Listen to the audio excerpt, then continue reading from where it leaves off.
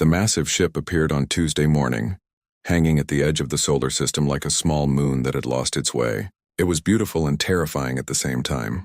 The hull shimmered with colors that Earth satellites could barely capture. Within hours, every news channel on the planet showed the same image. Humanity held its breath. Ambassador Sarah Chen stood in the conference room of the United Earth Government Building, adjusting her jacket for the 10th time. Through the window, she could see the crowds gathering in the streets below. Banners waved. People chanted. Some prayed. Others partied.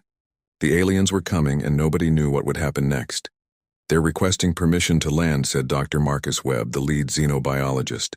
His hands shook as he held the translated message. "They call themselves the Galactic Council. They say they come in peace to welcome us to the greater civilization." General Martinez snorted from his position by the wall. "How generous of them. Coming to welcome us to our own planet." "Quiet," Chen said, though she understood his concern. "This is what we trained for. First contact, the moment that changes everything." The alien ship landed 3 days later in the Nevada desert. A platform extended from its side and the delegation emerged. Chen walked forward with her team, her heart pounding so hard she thought the aliens might hear it. The first alien looked like a jellyfish. A very large, very purple jellyfish that floated in the air inside a bubble of shimmering liquid. It wore what appeared to be a tiny golden crown perched on its dome. When it spoke, its voice came through a translation device that made it sound incredibly pompous. "Greetings, primitive species of the third planet. I am Grand High Arbitrator Zelnoth of the Celestial Bureaucratic Order, fourth chair of the Eternal Committee, keeper of the Sacred Protocols, and representative of the Galactic Council's First Contact Division." Subsection 12, paragraph 4. Chen blinked. She had practiced her response 1,000 times. "Welcome to Earth. I am Ambassador Sarah Chen representing—" "Stop!" The jellyfish bobbed dramatically. "You have violated Protocol 742. The subordinate species must wait for the complete introduction before speaking. This is most irregular." Behind the floating jellyfish, 6 other aliens emerged. One looked like a bird, but with feathers that shimmered like oil on water. It wore a ceremonial hat that was at least 3 times bigger than its head. The hat had bells on it. Another alien resembled a very tall, very thin bear covered in silver fur. It held a staff with so many symbols carved into it that Chen couldn't count them all. "Please forgive our ignorance," Chen said carefully. "We are new to your protocols. Perhaps you could explain them to us?" The jellyfish bobbed again, this time in what might have been approval.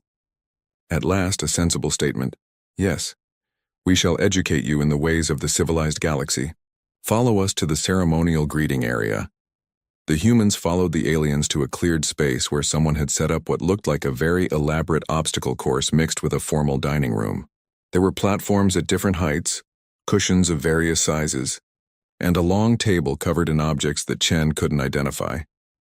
"The greeting ceremony has 17 phases," announced a new alien, this one looking like a floating rock with crystals growing out of it. "First, the subordinate species must present the petition of acknowledgement. Then the council representatives will perform the dance of welcome. Following this, there will be the exchange of symbolic gifts, the recitation of the Treaty of First Meeting, and the signing of Form 47B, which must be witnessed by—" "I'm sorry," interrupted Dr. Webb. "Did you say dance?"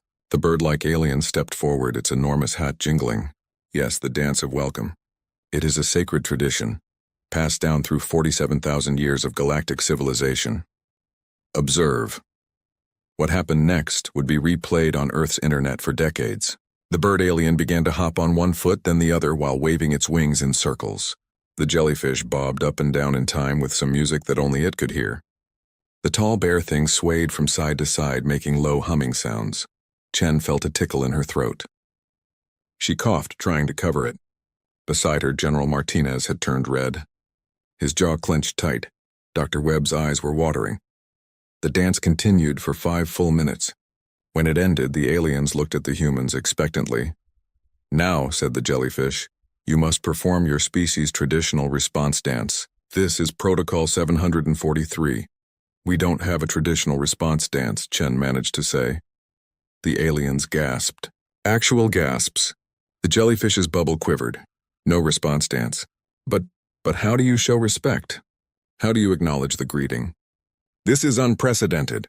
We usually shake hands, offered Martinez. Shake hands? The tall bear alien leaned down to examine Martinez's extended hand. You vibrate your grasping appendages? How violent? No, we just grip and move up and down, Chen demonstrated with Webb. Like this. The aliens huddled together, making various sounds of concern and confusion. Finally, the jellyfish floated back to the humans. We will allow this deviation. For now, but you must file a petition for cultural exception, Form 392C, with the Committee for Non-Standard Greetings. The approval process takes approximately 15 cycles. 15 cycles? Asked Chen. Yes, roughly 3 of your Earth years, Martinez coughed. Chen recognized that cough. It was the cough of a man trying desperately not to laugh. Now, continued the jellyfish, not noticing, we must proceed to Phase 4, the reading of your species' crimes and virtues. This typically takes 6 to 7 hours. Please be seated. The bird alien produced a scroll that unrolled all the way to the ground and kept going. We have observed your species from afar. Your technological development, while crude, shows promise. However, we have noted several concerning behaviors. Item 1. You have engaged in armed conflict with members of your own species. This is against Galactic Law, Code 17, Section 9. You mean war? Webb asked. Yes, war. A barbaric practice banned 43,000 years ago. What do you do when species disagree? Martinez asked. We file complaints with the Committee for Interspecies Relations. They review the grievances and issue rulings. The process takes 20 to 30 years, but it is civilized. This time, Chen couldn't help it. A small laugh escaped her lips, disguised quickly as another cough. The bird alien continued reading. Item 2. Your species has created weapons of mass destruction. Item 3. Your planet has over 200 separate governmental systems. Item 4. You consume other living beings for sustenance. Item 5. Wait, Chen interrupted. You don't eat living things? Certainly not.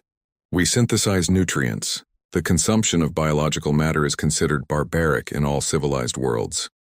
Martinez was shaking now, his face deep red. Chen could see tears forming in the corners of his eyes. Item 6. Your species makes decisions through something called voting, where the opinion of the majority overrules the minority. This is chaos. All proper decisions must be made through committee consensus, which can take decades but ensures fairness. Decades, Chen repeated. Yes.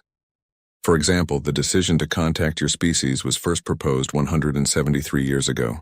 The vote was finalized only last year. That did it. General Martinez let out a sound that was half cough, half laugh, half sob. Dr. Webb had to turn away, his shoulders shaking. The jellyfish's bubble turned a darker shade of purple. Is something wrong with your biological systems? Do you require medical assistance? Chen took a deep breath, fighting for control. No, we're fine. Please continue. But as the bird alien kept reading the list of humanity's crimes, which included everything from eating cheese to having pets to playing competitive sports, Chen felt her own control slipping. When they reached item 47, your species tells deliberate falsehoods for the purpose of humor, creating what you call jokes. She finally broke. A laugh burst out before she could stop it. Just one, but it was enough. The alien stopped. They stared. The ceremonial music that had been playing softly in the background cut off. You are laughing. The jellyfish sounded truly confused. At the sacred protocols? Chen pressed her lips together, shaking her head, but her body was betraying her. Her shoulders shook. Tears rolled down her cheeks. Beside her, Martinez had given up entirely and was bent over, gasping for air between laughs. The Galactic Council's representatives looked at each other in confusion and growing offense. This is most irregular, said the jellyfish finally. Most irregular indeed. The meeting had been moved indoors after what the Galactic Council called the incident. Ambassador Chen sat across from Grand High Arbitrator Zelnoth, trying her best to maintain a diplomatic expression. It was harder than she expected. Perhaps we started on the wrong foot, Chen said. Could you tell us more about the Galactic Council? How it works? The jellyfish bobbed, seeming pleased by the question. Of course. The Galactic Council is the pinnacle of civilization.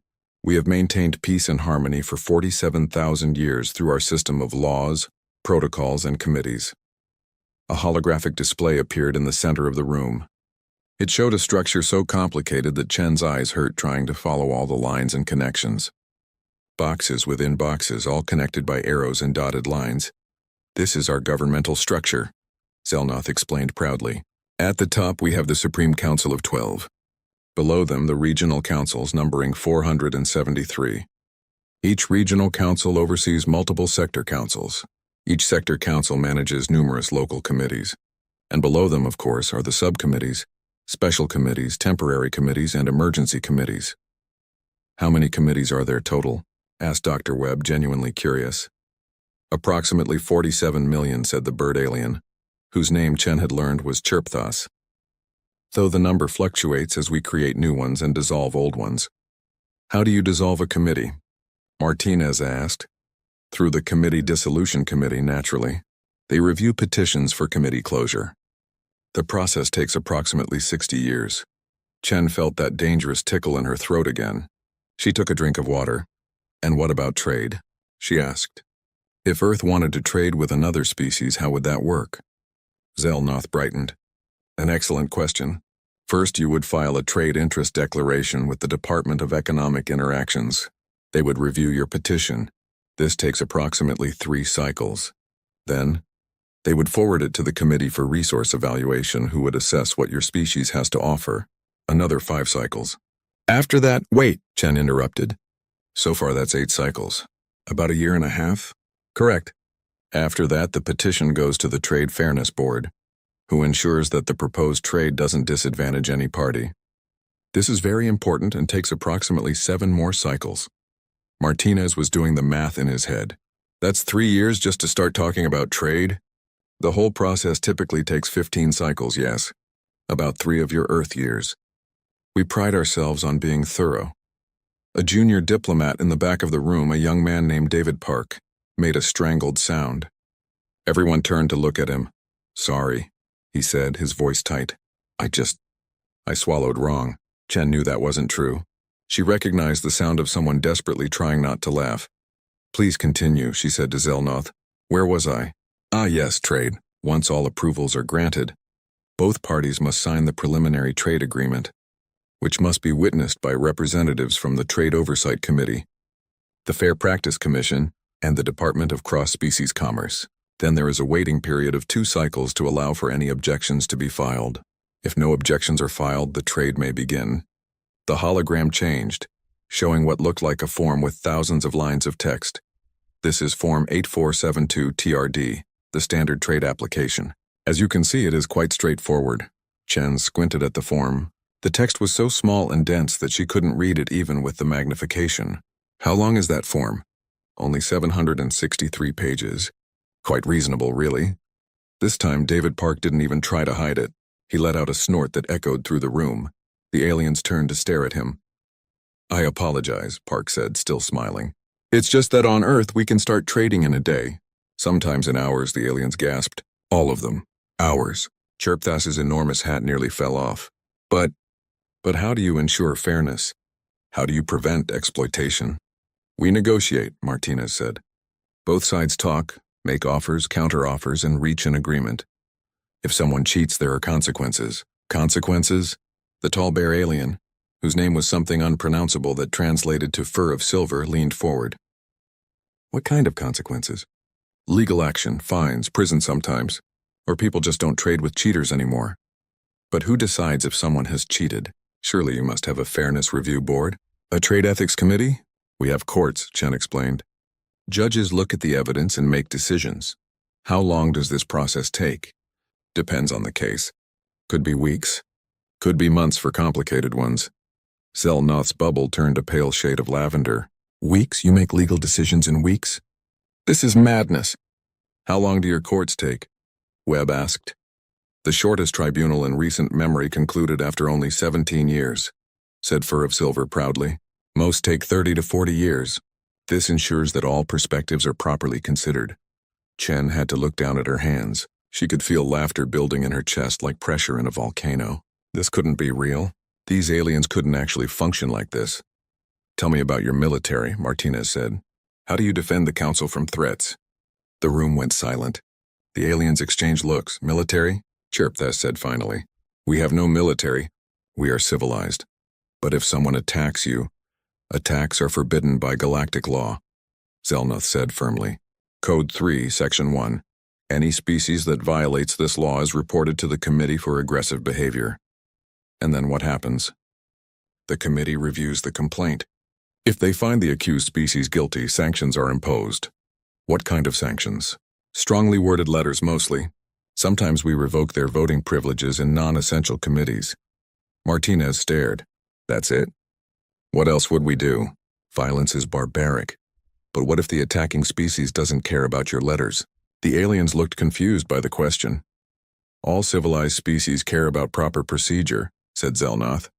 But what about uncivilized ones? There are no uncivilized species in the galaxy. We do not recognize their existence. Martinez stood up abruptly. He walked to the window, his back to the room. Chen could see his shoulders shaking. General, are you unwell? Asked Fur of Silver with concern. I'm fine, Martinez said, his voice strangled. Just need some air. Chen decided to try a different approach. What about internal conflicts? Surely different species disagree sometimes. Oh yes, Chirpthus said. Quite often, actually. And how do you resolve these conflicts? Through the Competitive Resource Allocation Tribunal, of course. A new hologram appeared. It showed what looked like a courtroom, but instead of a judge, there were dozens of aliens sitting in rows of seats, all wearing elaborate robes. When two species have a dispute, they present their cases to the tribunal. Each side is allowed to speak for up to 40 hours. Then the tribunal members deliberate. How long does that take? The shortest deliberation on record was 7 months. The longest is still ongoing after 93 years. 93 years? Webb's voice cracked on the last word. Yes. It is a very complex case involving water rights. Very tricky stuff. David Park was openly grinning now. Chen shot him a warning look, but she could feel her own control slipping. So you fight wars through lawyers? Martinez asked from the window. Wars? Zelnoth sounded horrified. These are not wars. These are civilized legal proceedings. But they take 90 years. Better than the alternative. Before the council was formed, species actually fought with weapons. Can you imagine? So barbaric. How many species have joined the council? Chen asked. 4,762, Fur of Silver said proudly. We are very inclusive. And how many conflicts are currently in the tribunal system? Let me check. The bear alien consulted a device. Currently we have 12,347 active cases. Chen did the math in her head. More conflicts than species. That meant, so on average each species is involved in multiple ongoing legal battles? Yes, it shows how well our system works. Everyone uses the proper channels. Martinez turned from the window. His face was red. Tears streaked his cheeks. This is the stupidest thing I've ever heard. The room went cold. The alien stared at him in shock. General Martinez, Chen started to say, but he held up a hand. No, Sarah, listen to this. They have 47 million committees. It takes them 3 years to approve a trade deal. They've got 12,000 legal cases that will take decades to resolve. They don't have a military. They defend themselves with strongly worded letters. He laughed, a harsh, disbelieving sound. You haven't created a galactic civilization. You've created the universe's largest homeowners association. Homeowners association? Chirpthus cocked its head. What is this? Never mind, Chen said quickly, glaring at Martinez. But she couldn't deny the comparison. And once she thought of it, she couldn't stop thinking of it. These aliens, with all their protocols and forms and committees and procedures, had basically turned the entire galaxy into a bureaucratic nightmare. A laugh escaped her. Just a small one, but it was enough. You are laughing again, Zelnoth said, sounding hurt. Why do you keep laughing at our civilization? Chen tried to compose herself. I'm sorry. It's just, on Earth we've seen this before. Organizations that create so many rules that the next morning, Ambassador Chen arrived at the conference room to find the Galactic Council representatives already waiting. Their body language, or whatever the alien equivalent was, seemed tense.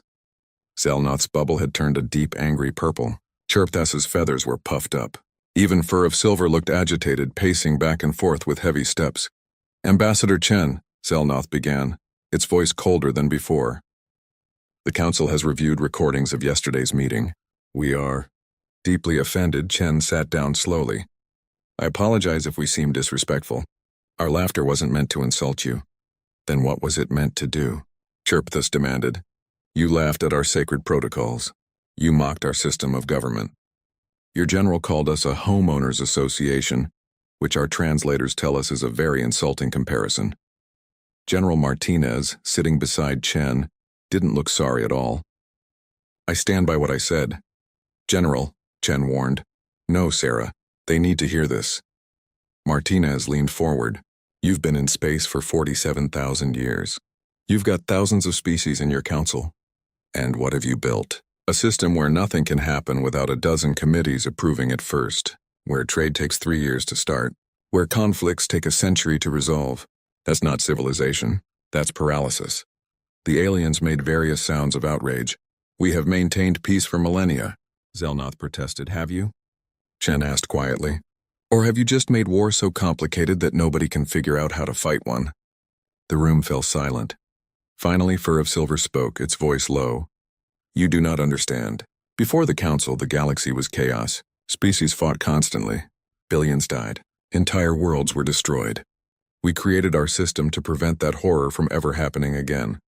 I understand that, Chen said gently. We've had wars too. Terrible ones. We know what violence costs.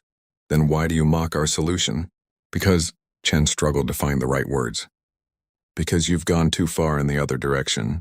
You've made peace, yes, but you've also made it impossible to do anything. Even good things. Dr. Webb cleared his throat. May I ask a question? You said you've maintained peace for 47,000 years. But has the council faced any serious external threats in that time? The aliens exchanged glances again. That same uncomfortable silence fell over the room. There have been incidents, Zelnoth said carefully. What kind of incidents? Another pause. Then Chirpthus spoke. Perhaps we should show them. The council has not authorized, Zelnoth began. They need to know, especially if we want their cooperation. The holographic display activated. At first, Chen didn't understand what she was seeing. It looked like space, stars scattered across darkness. Then she noticed the empty patches, places where stars should be but weren't. 300 years ago, Fur of Silver said quietly, we detected an anomaly in the outer rim of the galaxy. Ships were disappearing. Then colonies. Then entire star systems. The hologram zoomed in, showing a planet, a beautiful blue and green world, cities visible on the surface. Then something appeared at the edge of the image. It was hard to look at, like a shadow that moved wrong, like darkness that was somehow darker than the space around it. The shadow touched the planet, and the planet simply stopped. The clouds froze in place. The lights in the cities went out. And then slowly the whole thing began to break apart, crumbling into dust that drifted toward the shadow. We call them the Devourers, Chirpthus said. We don't know what they are. Ships made of dark matter, maybe, or beings of pure energy, or something we don't have words for. All we know is that they consume everything they touch. Matter, energy, life, all of it goes into them and never comes out. Chen felt cold. Beside her, Martinez had gone very still. How many systems have they destroyed? Webb asked. 47, Zelnoth said. 12 species have been completely eliminated. 4 more are down to their last few worlds. And what have you done about it? We formed the Threat Response Committee immediately. They have been studying the problem for 283 years. 283 years? Martinez's voice was deadly quiet. Yes, it is a very complex problem. We have sent expeditions to study the Devourers, collected enormous amounts of data, run simulations, consulted experts from every field, and in those 283 years, Martinez interrupted, the Devourers have destroyed 47 star systems. We are being thorough. You're being slow. Martinez stood up, his chair scraping back. You've studied them for almost 3 centuries while they ate entire civilizations. What would you have us do? Zelnoth's bubble turned bright purple. Rush into battle without proper planning? That is barbaric. So is standing by while billions die. We have not been standing by. The committee has developed 17 different strategic proposals. How many have been approved? Silence, how many? Martinez demanded. The approval process is ongoing, Chirpthus said quietly. The Strategic Defense Subcommittee is currently reviewing the proposals. They expect to make a recommendation in approximately 40 years. Chen closed her eyes. She wasn't laughing anymore. Show us more, she said. Show us everything you know about the Devourers. For the next 3 hours, the aliens presented their data. It was comprehensive and detailed. The Devourers moved slowly but steadily, consuming about one star system every 6 years. They didn't communicate. They didn't negotiate. They simply consumed and moved on, based on their current trajectory, Webb said, doing calculations on his tablet. They'll reach the core council worlds in about 127 years. 127 years. 4 months and 9 days, Fur of Silver corrected. We have been very precise in our calculations. And your approved defense plan will be ready in the full approval process, including committee review, council votes, and implementation planning, should be complete in approximately 140 years. The number hung in the air. So you'll have your defense plan ready, Chen said slowly. 13 years after the Devourers reach your core worlds. There may be delays, Zelnoth admitted. But we believe we can expedite certain steps. You're all going to die, Martinez said flatly. Every single one of you. We have time to— No, you don't. You think you do because you've been living in your bureaucratic bubble for so long that you've forgotten what real danger looks like. But those things? He pointed at the hologram where a recording showed a Devourer consuming a station. They don't care about your committees. They won't wait for you to file the proper forms. They'll just eat you, Zelnoth drew back. How dare you speak to us this way? We invited you here to join our civilization, to add your resources to our defense fund. Your defense fund? Chen asked. Yes, each species contributes based on population and economic output. The fund is currently at 7 trillion credits. It should be enough to build proper defensive installations once the plans are approved. Once the plans are approved, Chen repeated. In 140 years, give or take. Chen looked at her team. Martinez's face was hard as stone. Webb looked sick. David Park was staring at the hologram in horror. You didn't invite us here to join your civilization, Chen said quietly. You invited us because you're desperate. You've got a threat you can't handle with committees and forms. You need help. Real help? It's not— It is. You know it is. That's why you came to Earth, even though we're barbaric by your standards. You're hoping we'll contribute to your defense fund. Maybe speed up some of your processes. The alien said nothing. Chen stood up. Give us access to all your data on the Devourers. Everything. Sensor readings, recordings, failed defense attempts, all of it. That would require filing a data access request with the Information Management Committee. We're not asking permission, Chen said, her voice hard. We're telling you. Give us the data or we'll take our ships and go home. Your choice, Zelnoth's bubble pulsed rapidly. This is blackmail! This is reality. You need us more than we need you. So you can either work with us right now, no committees, or you can go back to your protocols and die waiting for them to save you. The aliens huddled together, making urgent sounds in their own languages. Chen waited, her heart pounding. Finally, Zelnoth turned back. This is highly irregular. Everything about humanity is irregular, Martinez said. Get used to it. We will provide the data, but only because the situation is dire. Smart choice, Chen said. As the aliens prepared to transfer their files, Fur of Silver approached Chen. You understand what you are seeing, yes? The Devourers cannot be reasoned with. They cannot be bribed or negotiated with. We have tried. I understand. Then what will you do? You have no committees to organize your response, no protocols to guide you. How will you make decisions? Chen looked at the hologram again, watching a world die in silence. Quickly, she said. We'll make them quickly. The data from the Galactic Council filled every computer on Earth. Scientists worked around the clock analyzing 3 centuries of information. What they found was both encouraging and terrifying. They're consistent, Dr. Webb told the emergency strategy meeting. The Devourers follow predictable patterns. They move from system to system in a straight line. They don't change course. They don't adapt. They just consume and move forward. What about their defenses? Admiral Zhang asked. She had been appointed to lead the military response, and she studied the holographic displays with sharp eyes. That's where it gets tricky. The Council tried to fight them exactly 3 times in 300 years. All 3 attempts failed. Why? Because they took too long to organize. By the time their fleets arrived, the Devourers had already finished consuming the target systems and moved on. And when they did catch up, their weapons were ineffective. What kind of weapons did they use? Energy weapons, mostly. Lasers, plasma cannons, particle beams, all very advanced. But the devourers absorbed the energy. Made them stronger, actually. Martinez leaned forward. What about kinetic weapons? Webb shook his head. The Council banned kinetic weapons 40,000 years ago, called them primitive and uncouth. They refused to even test them. So they never tried hitting these things with something solid? Correct. Martinez and Zhang exchanged looks. Zhang smiled, and it wasn't a pleasant smile. Oh, she said. Oh, this is going to be fun. 3 days later, Ambassador Chen stood before the Galactic Council. The meeting was broadcast across the galaxy, thousands of species watching in real time. Thank you for the data, Chen began. We've analyzed it carefully. We believe we can stop the devourers. The assembled aliens stirred. Selnoth floated forward. You have developed a strategy? So quickly. But you haven't even formed a committee. We don't need a committee. We need action. Here's what we're going to do. A hologram appeared showing human ships, dozens of them, moving toward devourer positions. We're deploying our fleet immediately.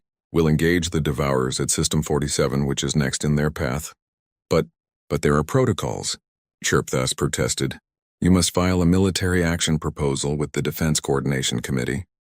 Then the Rules of Engagement Subcommittee must approve your tactics. And the Weapons Review Board must certify that your armaments meet galactic standards. No, Chen said simply. The word hung in the air. No? Zelnoth's bubble quivered. What do you mean, no? I mean, we're not doing any of that. We're going to fight now, our way. This is unacceptable. Fine, then you handle it. Oh wait, you can't because you've been trying for 300 years and failed. Chen's voice was hard. We're not asking permission. We're informing you. If you want to file a complaint about it, go ahead. We'll read it after we save your lives. The council erupted in protests, but Chen simply ended the transmission. Admiral Zhang's fleet reached System 47 in 2 weeks. The devourers were already there. A dozen shadow-like forms drifting toward the inhabited world. 3 billion people were evacuating as fast as they could, but there wasn't enough time. All ships, this is Zhang. The Admiral's voice came across the fleet channel. Remember your training. These things eat energy, so we're going old school. Prepare kinetic missiles. The human ships launched their weapons. Solid chunks of metal and rock accelerated to a significant fraction of light speed. No fancy energy shields, no plasma warheads. Just mass and velocity. The missiles hit the devourers like hammers. And the devourers screamed. It wasn't a sound exactly. More like a vibration that human sensors could barely detect. But every living being in the system felt it. A wrongness that made their teeth ache and their skin crawl. The nearest devourer's form rippled. Part of it tore away, dissipating into nothing. Target damaged, Zhang's tactical officer shouted. Firing again! More missiles launched. The damaged devourer tried to move, but it was slow, sluggish. The second volley hit, and the thing simply came apart. Like smoke in a strong wind. Holy hell, someone whispered. It worked. Don't celebrate yet, Zhang said. We've got 11 more. All ships, pick your targets. Fire at will. The battle that followed was nothing like what the Galactic Council had ever seen. No careful positioning, no formal declarations, no time to analyze and plan, just rapid, brutal action. The devourers adapted quickly. They began moving in unpredictable patterns, trying to dodge.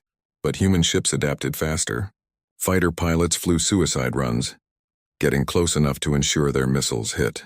When the devourers clustered together, the humans used nuclear weapons, another technology the Council had banned as barbaric. The explosions tore through 3 devourers at once. 8 remained. Admiral, we're taking casualties, the tactical officer reported. The Essex was hit. Life support failing. The Yorktown lost main engines. Noted. Keep firing.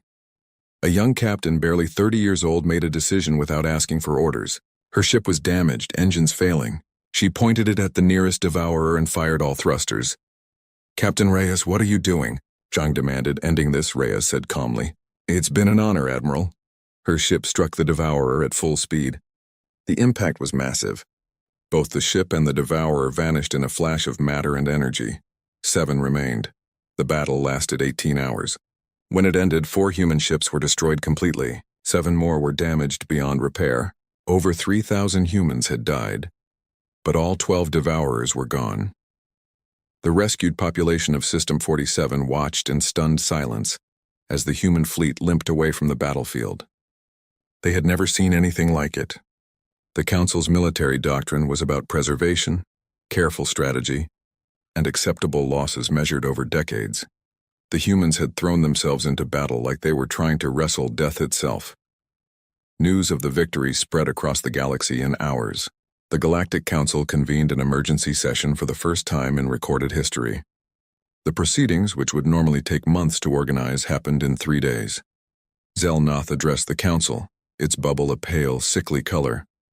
The humans have violated 17 different military protocols. They used banned weapons. They acted without authorization. They engaged in what can only be described as reckless violence. And they won, said a voice from the assembly. It was one of the species whose worlds were in the Devourer's path. In 18 hours, they accomplished what we've failed to do in 300 years. But at what cost? Chirpthas protested. 3,000 dead. 7 ships destroyed. By our standards, this is an unacceptable casualty rate. By our standards, the same voice countered. 3 billion lives saved in 1 day is a miracle. The debate raged for hours. Some council members called for sanctions against humanity. Others wanted to study human tactics. A few, a very few, suggested maybe the humans were right. Meanwhile, back on Earth, Admiral Zhang stood in a hospital, visiting the wounded from the battle. She found a young pilot, her legs shattered, lying in a bed and staring at the ceiling. "How are you feeling, Lieutenant?" Zhang asked. "Like I got hit by a planet, ma'am," the pilot said with a weak smile. "But we won, right?" "We won." "Good." The pilot closed her eyes. "Those council aliens, they think we're barbarians, don't they?" "Probably. Do you think they're wrong?" Zhang was quiet for a moment. "I think there are different kinds of strength. They built a civilization that lasted 47,000 years without war. That's something we could never do. But when the real danger came, they couldn't fight it, so maybe neither of us has it completely right. So what do? We teach them how to fight, and maybe they teach us how to live without fighting. If we're smart, we'll learn from each other." The lieutenant nodded and drifted back to sleep. Zhang left the hospital and found General Martinez waiting outside. "The council wants to talk," he said. "They're calling it emergency negotiations. Only took them 3 days to organize. That might be a record for them. They want us to stop fighting the Devourers." Zhang laughed. A tired, bitter sound. "Do they now?" "Some of them do. Others want us to keep going but follow their rules.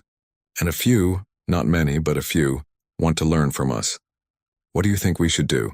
Martinez looked up at the sky where stars were just beginning to appear. "I think we keep fighting. Because if we don't, those things will eventually reach Earth. But I also think Chen was right. We need to teach them. Show them that you can be civilized and still be ready to fight when you have to. Think they'll listen? Some will. Some won't. But the ones who do might just survive what's coming." High above Earth in the massive council station, Ambassador Chen prepared her next speech. She had been given 30 minutes to address the entire Galactic Council. Normally, such addresses took months to arrange and were strictly scripted. She threw the script away and spoke from her heart instead. But that was a story for another day. For now, humanity had proven something important, that quick thinking and decisive action could win battles that careful planning never could. The question was, could they teach an entire galaxy to change 47,000 years of habit? Chen was about to find out. The emergency session of the Galactic Council was the largest gathering in over 1,000 years. Every species sent representatives. The grand hall was packed with beings of every shape and size imaginable. And in the center, on a platform designed for honored guests, stood Ambassador Sarah Chen of Earth. She looked out at the thousands of eyes, and eye equivalents, staring at her. Some looked curious, some looked angry, many looked afraid. "Thank you for allowing me to speak," Chen began. Her voice was translated into 4,000 languages simultaneously. "I know many of you are upset with humanity right now. We broke your rules. We used banned weapons. We acted without permission. And yes, we killed the Devourers that were about to destroy System 47. Murmurs ran through the crowd. Some of you think we're barbarians," Chen continued. "And you know what? Compared to your civilization, maybe we are. You've had peace for 47,000 years. We've only had global peace for 2 centuries. You've built a society where every voice is heard, every concern is addressed.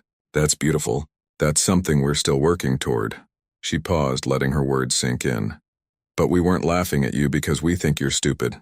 We were laughing because we've been where you are. We've built systems so complicated that they stopped working. We've created bureaucracies so large that they forgot their purpose. Earth has risen and fallen many times because of this. A hologram appeared behind her, showing images from Earth's history. Empires that had collapsed under their own weight.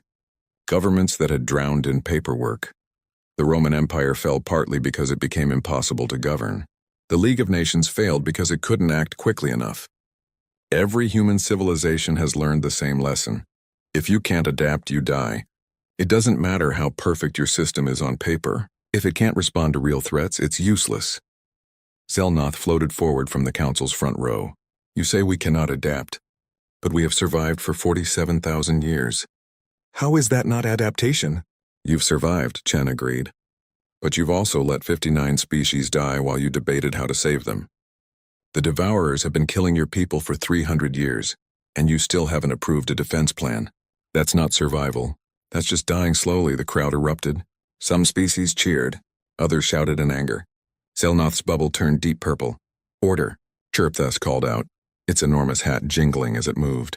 Let her finish. Chen waited for the noise to die down. I'm not here to insult you. I'm here to offer a deal. Humanity will fight the Devourers. We'll defend Council space. We'll put our lives on the line to protect worlds we've never even visited. But in return, we need something from you. What do you want? Asked Fur of Silver. Resources? Territory? No, we want you to let us teach you. Silence fell over the hall. Teach us? Zelnoth said slowly. Teach us what? How to make decisions without spending 10 years in committee. How to act quickly when necessary. How to balance peace with preparation. You've created something amazing here.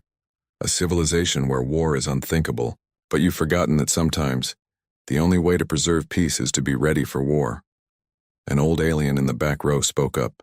Its species looked like a walking tree and its voice creaked like wood. What you suggest would destroy everything we've built. No, Chen said firmly. I'm not suggesting you abandon your councils or your protocols. I'm suggesting you learn when to use them and when to set them aside. You don't need a committee to approve every decision. Just the big ones. You don't need 17 levels of review for an emergency, just for normal operations. But who decides what is an emergency? Asked another voice. You do? All of you together create an emergency council with real authority. Give it the power to act quickly when threats appear. Then when the emergency is over, let your normal systems examine what happened and hold the emergency council accountable. Dr. Webb stepped forward to join Chen. On Earth, we have something called martial law. During a crisis, we give temporary power to military leaders. They can make fast decisions. But when the crisis ends, civilian government returns. The military leaders must explain everything they did. It's not perfect, but it works. Temporary power. Chirpthus sounded intrigued. But what stops this emergency council from keeping power forever? You do, Chen said. All of you. Your 4,000 species, your millions of committees. They stay in place. They watch. If the emergency council abuses its power, you remove it. You've spent 47,000 years building systems to prevent tyranny. Use them. But don't let those systems prevent you from defending yourselves. General Martinez joined them on the platform. Here's the truth, humanity isn't better than you. We're not smarter or braver. But we've learned to balance two things you've kept separate. We have laws and councils and debates. But when danger comes, we act first and argue about it later. You argue first and act never. Neither extreme works. What you're describing, said a species that looked like a floating crystal, sounds like chaos. It is chaos, Martinez agreed. Controlled chaos. It's messy and imperfect and people make mistakes. But it's alive. Your system is orderly and perfect and dead. The crystal pulsed angrily. We are not dead. 59 species are, Chen said quietly. And more will follow unless you change. The debate continued for hours. Some species demanded humanity be expelled from council space. Others wanted to immediately create the emergency council Chen had suggested. Most were somewhere in the middle, uncertain and afraid. Finally, Zelnoth called for a vote. We will decide, do we allow humanity to defend council space using their methods? All in favor? The vote took 30 minutes to count. 4,000 species, each with their own voting procedures.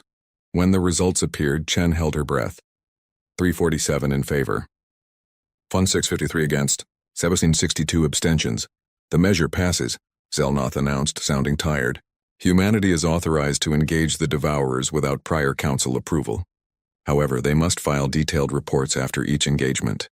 We can do that, Chen agreed. Furthermore, Chirpthas added, the council will create an emergency response committee with limited authority to act quickly during crisis situations. The committee will consist of 30 species rotating every 5 years. Humanity will be offered a permanent seat. We accept, Chen said. This will take time to implement, Fur of Silver warned. We must draft charter documents, establish procedures, determine the scope of authority. How long? Martinez asked, optimistically. 7 years, Martinez sighed. Better than 140. The session ended and delegates began filing out. Chen stood on the platform, exhausted. She had just committed humanity to fighting a war across the galaxy. They would lose people, ships, maybe entire colonies if they weren't careful. But looking at the aliens around her, some grateful, some hostile, most just confused, she knew it was the right choice. Dr. Webb approached her. Think they'll really change? Some of them will, Chen said. The ones smart enough to realize that their old way is killing them. The other, she shrugged. We'll protect them anyway. Why? If they won't adapt, why should we die for them? Because someone has to. And because maybe, if they see us doing it, they'll learn. 1 year later, the human fleet had pushed the Devourers back 300 light-years. 27 battles, 16 victories, 11 stalemates, over 12,000 human casualties. But 0 council worlds lost. Admiral Zhang stood on the bridge of her flagship, reviewing reports. The Emergency Response Committee, newly formed and still figuring out how to work, had just approved her request for reinforcements. The approval took 3 days instead of 3 years. It was progress. In the council chamber, Ambassador Chen attended her 100th session. She wore formal dress now, having learned that the aliens did appreciate ceremony when it was appropriate. The meeting was discussing trade routes, something that once would have taken years. Today's session would conclude in 6 hours. More progress. And in the outer rim, a species called the Vexthar, bird-like beings who had lost 3 colonies to the Devourers, approached a human military instructor. They wanted to learn how to fight. The instructor, a grizzled Marine named Torres, looked at the nervous aliens. You sure about this? It's not pretty. People get hurt. People die. We are sure, their leader said. Better to die fighting than waiting. Torres smiled. All right then. Let's start with basic tactics. First rule, when in doubt, hit it hard and fast. The Vexthar took notes carefully, writing down every word. In the council medical station, the wounded from the latest battle recovered slowly. Humans lay in beds next to council species who had been evacuated from threatened worlds. The patients talked, sharing stories, learning about each other. A young human pilot told a group of Chirpthas children about Earth's oceans. A council engineer explained ancient technologies to human scientists. Slowly, carefully, 2 very different cultures began to understand each other. Zelnoth visited Chen's quarters one evening, floating in through the door with surprising quietness.